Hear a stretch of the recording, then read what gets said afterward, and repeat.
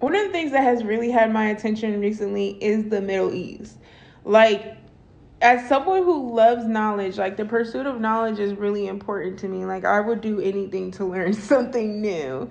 So when it comes to the Middle East, like I had noticed eventually that it is such a veiled region. Like we know so little about the Middle East in the West, and I know that's intentional. Like as someone who is a avid studier of colonialism and the effects on it, that it has had over not just our society but just local societies as well.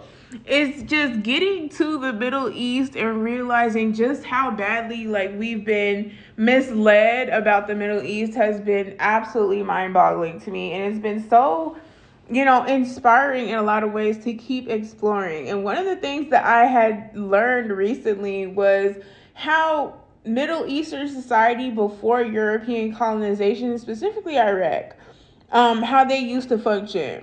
It might be Iran, whatever, Iraq or Iran, either or, same region.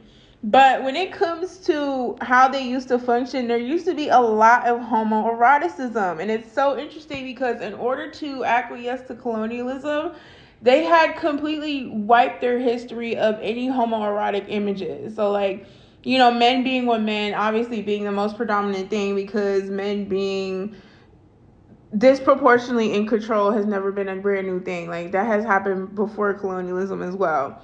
But when it comes to shit like that, it is so enlightening to see how the ways in which women have suffered as a byproduct of men not being able to be with other men. One of the things that were imposed onto women was like the encouragement of marriages, the encouragement of poly relationships, polygamous. I think it's oh my god, there are like three different versions of the word poly in anthropology and history that it's whatever. Like men were advocating that they have multiple wives for the sake of reproducing. Like they were doing all these things to put in a hetero patriarchal structure so that they can keep up with the times, basically because of colonial and imperial European influence. And I just think this is so interesting because the way that the problems back then kind of align with the things that we're going through now in different ways, of course, is how the women back then, because of the establishment of polygamous relationships, of men creating these families that they didn't really give a fuck about because they would rather be with men, it's like they left broken families in their wake, like women with children with no like husbands, because of course when you have a husband you have stability, especially back then.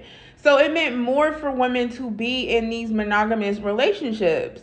But seeing how that translates to modern day, how men or like DL culture in general creates such a broken and toxic dynamic worldwide really makes you think like the natural way of things is probably a lot more queer than a lot of us have thought because of how brainwashed we have been. I think the other thing that the Middle East has taught me as well is how sanitized our narratives have become. Like the whole sentiment of winners write the history books is so incredibly fucking true. So it's like when we're thinking about how the colonizers have written our academics, our texts, like the ways in which we've been programmed have been written by people with agendas.